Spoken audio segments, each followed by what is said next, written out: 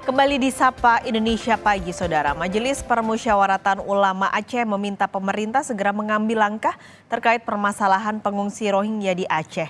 Pemerintah memastikan tak akan menampung pengungsi Rohingya secara permanen dan menyerahkan persoalan Rohingya kepada Badan PBB untuk masalah pengungsi UNHCR.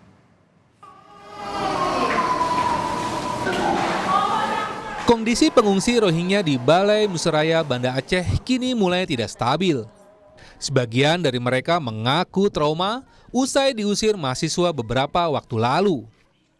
Meski demikian, sejumlah pihak terus memberikan bantuan makanan dan bantuan lainnya.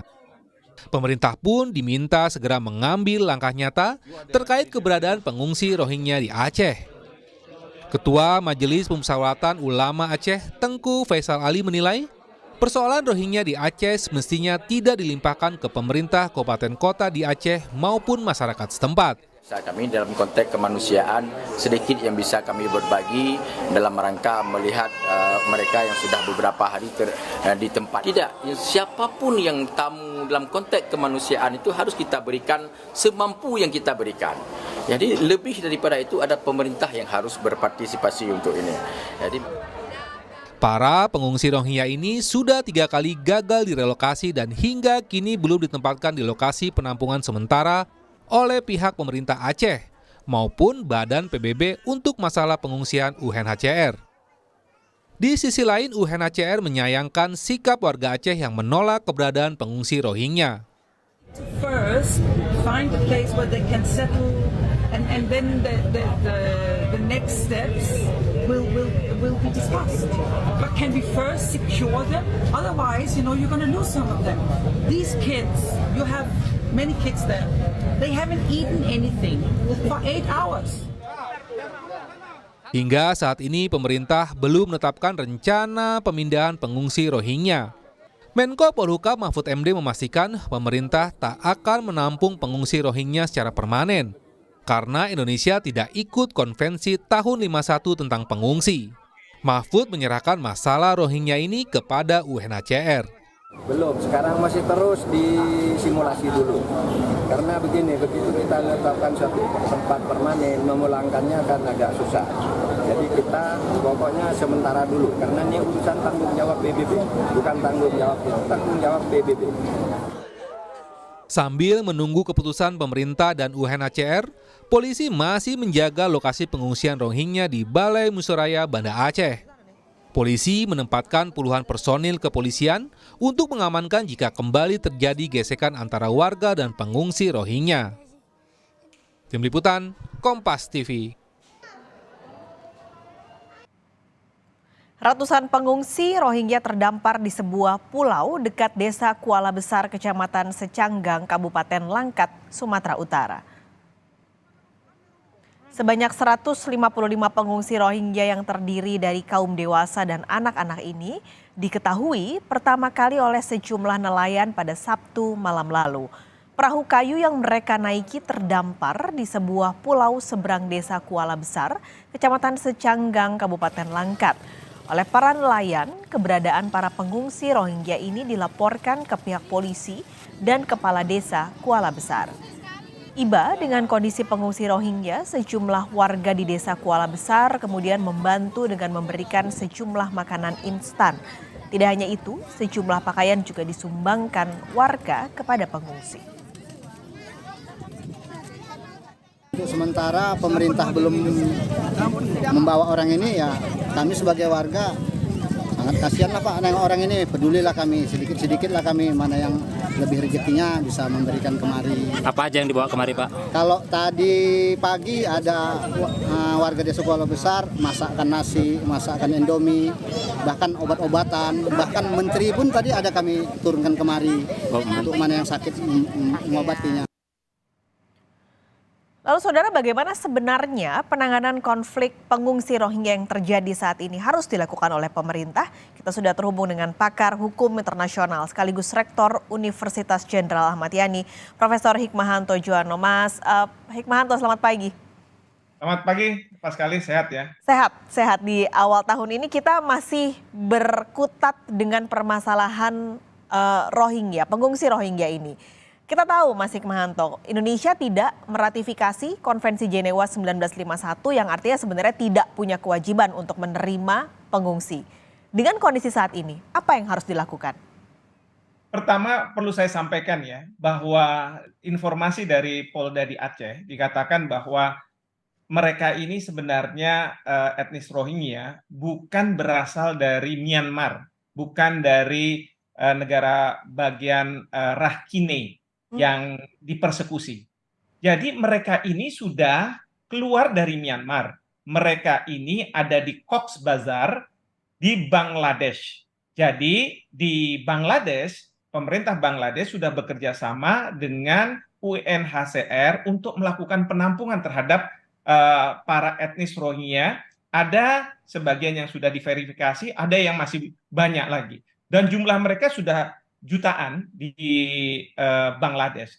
Nah, sebagian dari mereka ingin mendapatkan suasana yang lebih baik, yang lebih nyaman. Karena menurut mereka Cox's Bazar ini tidak, kam-kam yang ada di sana tidak memadai. Sehingga apa? Menurut Polda Aceh dikatakan bahwa security kam di Cox's Bazar ini ada permainan.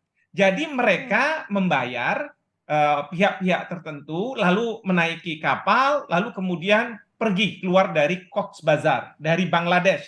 Jadi situasi mereka ini bukan sedang dikejar-kejar atau dipersekusi sebagaimana definisi dari pengungsi.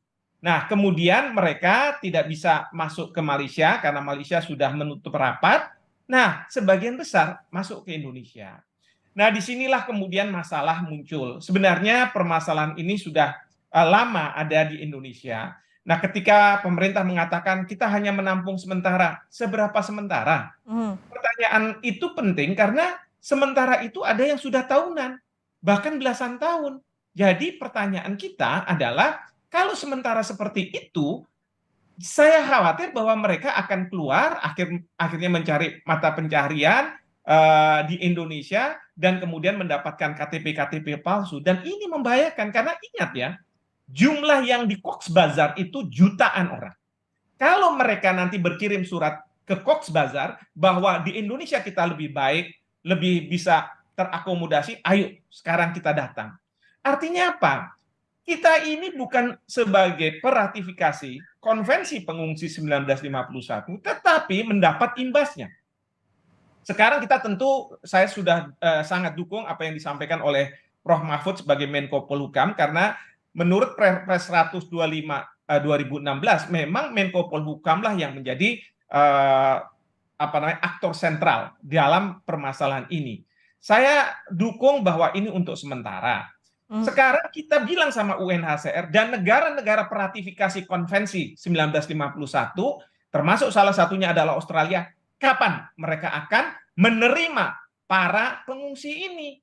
Ya, kalau misalnya mereka dianggap sebagai pengungsi, kapan? Karena kebijakan dari pemerintah Australia misalnya, kita tahu mereka tidak mau menerima. Bahkan banyak yang katakanlah dari Indonesia masuk secara ilegal, itu didorong keluar dan dikembalikan ke Indonesia. Nah, di sini kita tentu seperti Prof. Mahfud katakan, kita minta supaya negara-negara peratifikasi pengungsi mereka camp. Kita bukan sebagai negara peratifikasi.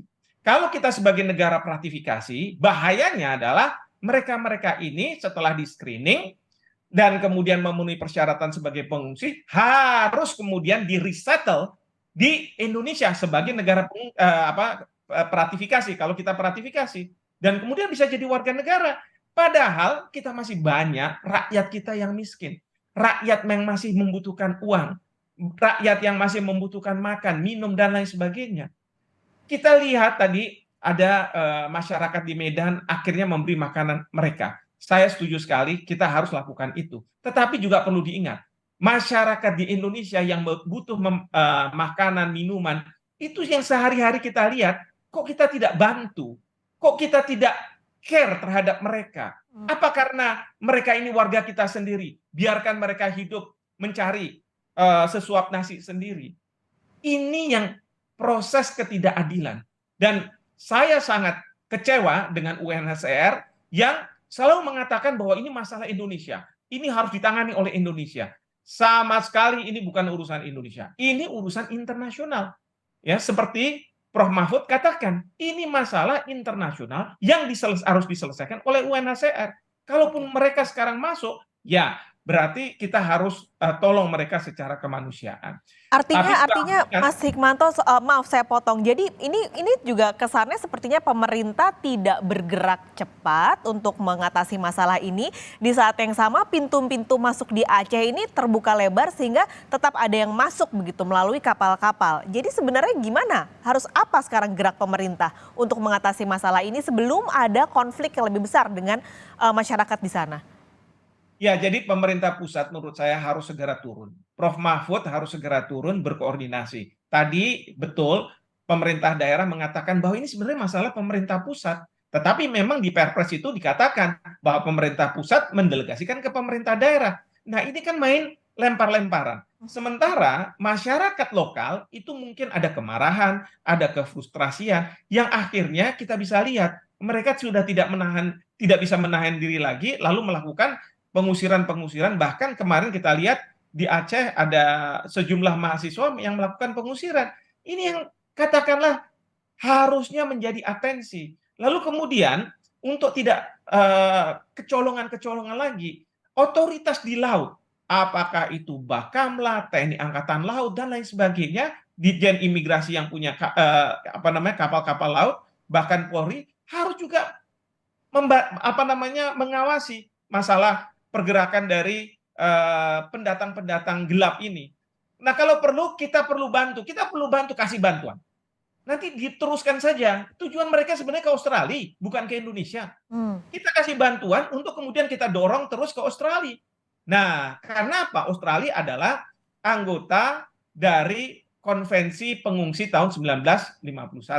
Nah, kita katakan ya silahkan saja, kita hanya membantu. Ya, kira-kira seperti itu. Oke, ini berarti saat ini yang harus dilakukan adalah berkoordinasi dengan Australia sebagai negara terdekat penerima suaka dan juga meratifikasi Konvensi Jenewa dan juga UNHCR, Mas Hikmanto. Betul sekali. Ini solusi yang harus ditempuh oleh pemerintah Indonesia. Saya berharap Ibu Menteri Luar Negeri melakukan komunikasi dengan Menteri Luar Negeri di Australia dan membahas permasalahan ini. Bagaimana berapa jumlah yang kita harus bantu untuk bisa sampai ke Australia dengan selamat ya dan tidak membahayakan jiwa-jiwa mereka seperti itu. Jika Mas kemungkinan terburuk terjadi ketika Australia akhirnya menolak dan menutup pintu, lalu bagaimana? Atas dasar apa Australia menolak? Karena dia adalah peratifikasi dari Konvensi Pengungsi 1951, sementara kita tidak. Dan kalau Australia menolak, mereka sepanjang para etnis Rohingya ini sudah diverifikasi oleh UNHCR dan sudah berstatus sebagai pengungsi, mereka terkena aturan prinsip dalam hukum internasional tidak boleh mendorong kembali ke misalnya negara asalnya. Ya, jadi itu prinsip non-refoulement. Jadi itulah pasal 33 dari konvensi yang harus diperhatikan oleh Australia. Jadi jangan kemudian sekarang ini kan Australia pintar. Dia memberikan uang yang banyak ke yang namanya International Organization for Migration itu IOM. IOM itu UNHCR dapat uang lalu kemudian ditaruh di Indonesia. Ya memang uangnya uang misalnya makan dan lain sebagainya ditanggung oleh UNHCR dari uang-uang ini. Tetapi kan kita harus menjaga mereka supaya mereka tidak lari. Kalau lari, kemudian mereka mencari penghidupan, lalu kemudian dia bekerja sebagai buruh kasar, berhadapan dengan buruh kita yang kalau perusahaan terkena ketentuan UMR. Kalau mereka ini kan tidak terkena UMR, nanti yang saya khawatirkan perusahaan-perusahaan Indonesia akan mempekerjakan mereka. Nah, kalau kayak begini, bagaimana tanggung jawab pemerintah yang katanya harus membuka lapangan pekerjaan bagi warga negaranya? Belum lagi mereka-mereka ini bisa menjadi kecemburuan sosial di masyarakat, terjadi konflik horizontal. Karena kalau mereka sudah mendapat status sebagai pengungsi tapi belum diserap di negara ketiga, oleh UNHCR mereka akan digaji. Tidak melakukan apa-apa, ada yang mengatakan dapat 1 jutaan rupiah. Sementara rakyat kita untuk mendapatkan uang seperti itu, mereka harus bekerja siang dan malam.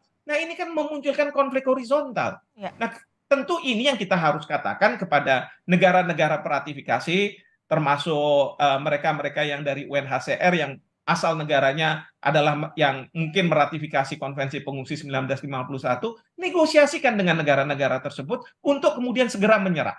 Jangan kemudian dibebankan kepada Indonesia. Saya juga agak sedikit kecewa ya dengan pernyataan dari kantor perwakilan Amerika Serikat, kedubes Amerika Serikat yang mengapresiasi dan lain sebagainya. Mereka mengapresiasi itu maksudnya adalah mereka tidak mau menerima. Padahal negara-negara yang kampiun terhadap hak asasi manusia, masa mereka membiarkan Indonesia, bahkan membiarkan di Indonesia terjadi konflik horizontal? Mana tanggung jawab mereka sebagai negara-negara yang meratifikasi Konvensi Pengungsi tahun 1951? Jangan kemudian mereka cuma bicara mengapresiasi Indonesia karena Indonesia sudah melakukan ini dan itu dengan harapan bahwa mereka akan tetap ada di Indonesia. Kata sementara ini bahaya sekali. Ya. Karena coba kalau misalnya kita lihat, banyak yang tidak hanya dari Rohingya, tapi dari Timur Tengah, dari Afghanistan, dari Irak, dari Iran. Mereka yang sudah bertahun-tahun di Indonesia, bahkan bermukim di Indonesia. Ini yang membahayakan.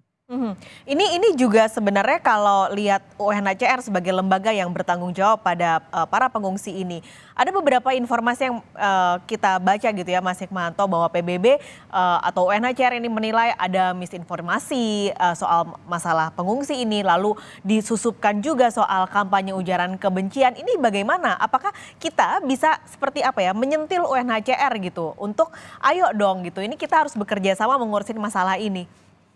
Ya begini, ini yang saya sayangkan dari UNHCR.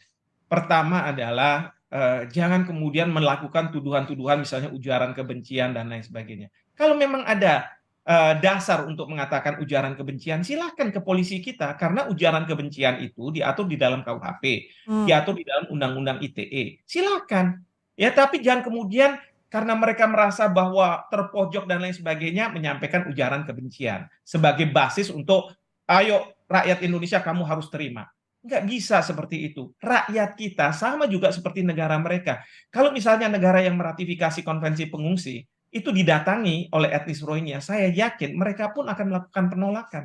Apakah kemudian UNHCR akan mengatakan bahwa mereka ini negara-negara yang memberikan ujaran kebencian? Itu pertama. Yang kedua, saya katakan ini merupakan intervensi dari UNHCR. Kenapa? Karena di dalam alam demokrasi, satu fakta memang bisa dilihat dari berbagai perspektif. Kan boleh masyarakat menyampaikan pandangan dan lain sebagainya. Jangan kemudian dianggap sebagai ujaran kebencian. Memang ada batasnya. Kalau ujaran kebencian itu sudah masuk hal yang sifatnya kriminalitas, dan itu harus ada proses hukum, mulai dari kepolisian, kejaksaan, sampai kemudian pengadilan yang akan memutus. Tetapi nggak boleh kalau misalnya mengatakan atas nama ya kepentingan mereka, lalu orang yang berpandangan berbeda itu dianggap melakukan ujaran kebencian. Kita ini belajar dari negara-negara maju loh. Negara-negara yang katakanlah menjadi peratifikasi dari Konvensi Pengungsi 1951. Yang mereka mengatakan Indonesia harus demokratis, Indonesia harus bisa menghormati pandangan. Sekarang kalau sudah seperti ini, tiba-tiba mereka mengatakan, oh tidak tepat kalau misalnya Indonesia melakukan seperti itu, karena ini merupakan suatu ujaran kebencian dan lain sebagainya. Saya katakan, kalau sudah sampai hal seperti ini UNHCR katakan, maka dia sudah masuk ke kedaulatan kita, sudah melakukan intervensi, dan layak bagi mereka-mereka petinggi-petinggi UNHCR untuk dipersona non gratakan oleh pemerintah Republik Indonesia, diusir. Nggak boleh seperti itu. Kalau mereka punya bukti dan lain sebagainya, silahkan mereka datang ke pihak kepolisian untuk melaporkan hal ini. Demikian. Artinya, selain kita membuka komunikasi dengan Australia sebagai negara tetangga terdekat dan juga UNHCR, bisakah solusi lain, Mas Hikmanto, di internal kita, di domestik kita menutup atau memperketat begitu keamanan dan pintu-pintu masuk, celah-celah yang bisa dimasuki oleh para pengungsi? Ya, sebaiknya memang diperketat. Kalau Malaysia bisa, kenapa Indonesia tidak bisa? Pertanyaannya kan seperti itu.